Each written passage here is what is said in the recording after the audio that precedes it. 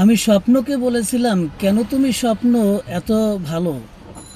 স্বপ্ন তার উত্তর দিল, আমি যে আসলে বাস্তবে রূপান্তরিত নয়, তাই আমাকে যেন সবাই কাল্পনিকে খোঁজে।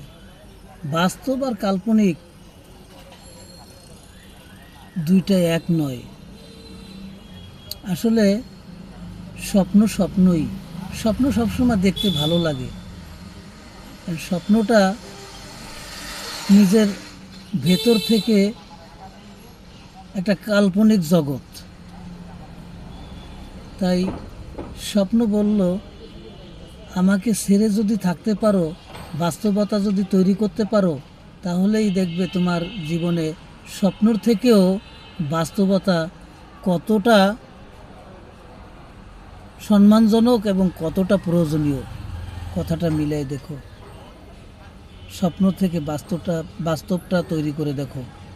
একদম একদম এর থেকে সুখ আর পাবে না। এটাই বলেছিল আমাকে স্বপ্ন। স্বপ্ন বলেছে আমাকে ভুলে যাও, বাস্তবের সাথে তুমি জীবনে মিল করো।